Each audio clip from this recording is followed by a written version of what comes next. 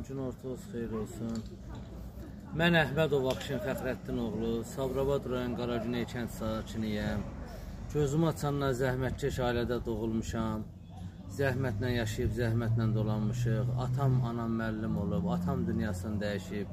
Himayəmdə 2 az yaşlı körpə var, yaşlı anam var, dava dərmanla yaşayan. Dünənlərim iş yoldaşımızın toyudur Şirvan şəhərində Leyla Şadlıq evində. Gözəl toy, hər şey qaydasında, qəşəng toyda iştirak elədik kollektivçilikdə. Gedəndə dedi yol üstü, mən Kür körpüsünü keçəndən sonra Qaragüney kəndidir. Səlyandan da 2 nəfər qonağımız var idi. Dedi yol üstü bir çay da içək burada, söhbət sad eləyək. Toyun hay-küyündən danışmaq da olmur da bir o qədər. Orada oturduq, biz çay içdik, 3-4 yoldaş da pivə içdi, 9-10 nəfər idik. Yəni o pivə içənlərdə rolda olmayan sürücü yoldaşlar idi.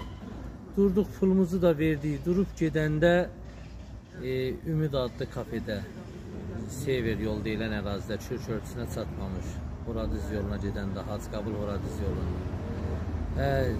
Bir polis əməkdaşı özünü təqdim eləmədən qarşımızı kəsdi, dedi gözlüyün, işıqlar da sönüb yanırdı, nəsə işıqlarda problem vardı. Biraz gözlədik, dedi ki, qardaş, nədir, nə məsələ, dedi, yox, gözlüyün deyəcəm. Gözlədik, nabaqdan bir neçə maşın polis gəldi. İçərisində tanıdığım polis əməkdaşları vardı, maskalı formada da əməkdaşlar var idi. Çox çobud surətdə bizim indirdilər maşına. Çox çobud, itəliyərək, belə, telefonu zadə əlimizdən elə aldılar ki, elə bil Vardaryanı mindirirlər maşına. Apardılar polis şöbəsinə, orada da sabahacan ayaq üstə qalmışıq. Axırda da, bura qol çək, 51 manat cərimə ödə get. Mən xahiş edirəm adiyyəti orqanlardan ki, bu çay içməyin cəzası 51 manat cərimə və səhərəcən polis şöbəsində qalmaqdır. Bizə deyir ki, ora əxlaqsız yuvadır, bizə deyir, ora nəm pozğunxanadır, siz oradan ağarırsınız, neyinirsiniz? Mən 41 yaşım var, ziyalı övladıyam, məni tanıyanlar bilir ki, mən rəhmətli atam 3 oğul toy eləyib, süfriyə içki qoymayıb. Bizi tanıyanlar bilir ki, qardaşım 2 toy eləyib, süfriyə araq qoymayıb. Mən özüm toy eləmişəm, uşağıma kiçik toy, Tural Şadlıq evində 600-650 adamla, orada süfriyə içki qoymamışam. İçki içəndə ölüyük, qumar oynamırıq, başqa işlərlə məşğul döyülük. Zəhmətkeş adamlarıq, halal çörəyimizi qazanırıq. Maşın sürürəm, ictimai nəqliyyatda işləyirəm, ölkənin hər yanını gəzirəm.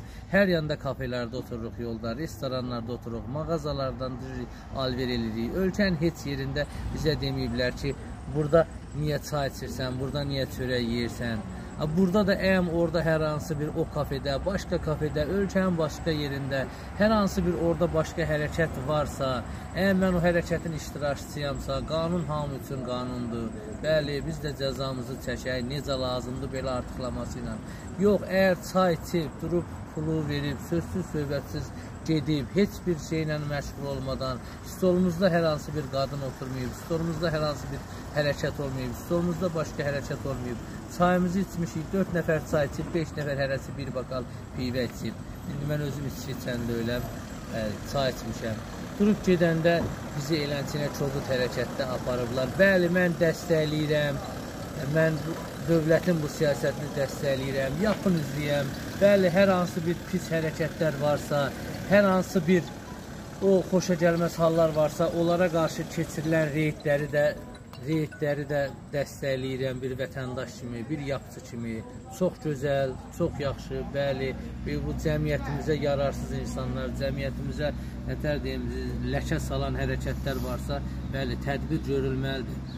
Amma bunu aparanda, bir insanın cinayəti də olanda onun keçmişini araşdırırlar, bir ondan analiz götürürlər, bir onun xarakteristikasını öyrənirlər ki, bu insan nə olub, nə yolun quşudur, hansı yuvan quşudur, hansı işlə məşğuldur, nə ilə məşğuldur, bu keçmişdə nə ilə məşğul olub, indi nə qarır, hardan gəlir, hara gedir, yoxsa oturub çay içib, pulunu verib gedir, qəfil əməkdaş qarşısına kəsir ki, polis şöbəsinə getməlisən. Bəli, gedək, borcumuzdur, biz orada işıq da sönmüşdü, mən oradan qaça da bilərdim, gedə də bilərdim, niyə də qaçmalıyam, axı mən nə cinayət eləmişəm ki, qaçam, gizlənəm, nəsə olsun.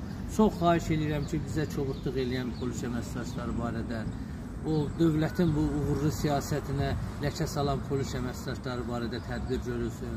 Rayonumuzun rəisindən də xahiş edirəm. Çox xahiş edirəm ki, Şirvan şəhər polis rəisindən, Daxili İşlər Nazirliyindən, Baş Prokurorluqdan, insan hüquqlarından, cənab prezidentimizdən, ali baş komandanımızdan xahiş edirəm bir hüquqi tədbir görülsün. Mənə niyə görə 51 manat cərimə yazılmalıdır? Mən çörək qazanan bir insanam. 51 manat cərimə mənə maddi cəhətdən bir o qədər də ziyan vurmur. Ancaq mənəvi cəhətdən mən ki, körpə balam sabahacan ağlaya-ağlaya ata yolu gözləyir. Xəstanam, pəncərənin qabağında oturub ata yolu gözləyir. Mən indi yazılıda müraciət eləyəcəm. İndi axşamçağıdır, saat desədir, saat 4:02 dəqiqə qalır. Bizi saat 11-in yarısından aparırlar axşam polis şöbəsinə. Sərvizi 6-ya qalmış bıraxıblar. 6:05 dəqiqə ya 7 dəqiqə belə qalmış bıraxıblar. Niyə görə? Nədir səbəb? Əgər orada cəza var etsə də, orada oturub çay içmək özü bir günah etsə də, orada yazıydılar cəriməmizi. Aparan kimi yazıydılar, bir araşdırıydılar. Nədir? Heç biri oradakı bəlkə də bir axmaq adam var. Axmaq adamla bir ziyalı övladına fərq qoyulmadan, ictimai nəqliyyatda işləyən, özünü apara bilən insana fərq qoyulmadan elə cəriməni yazıb, ora qov, bura qov. Mən çox təhqir olunmuş hiss edirəm özümü. Mən o Vardanyanla özümdə hiss eləmədim ki, elə bil o Vardanyanı bizdən hörmətdə apardılar təcridxanaya. Yəni günahı olmayan bir adama günah yazmaq olmaz. Çox sağ olun. İnşallah yəqin ki, bunun bir nəticəsi olar. Haqq ədalət öz yerini tapar. Allah dövlətimizi qorusun.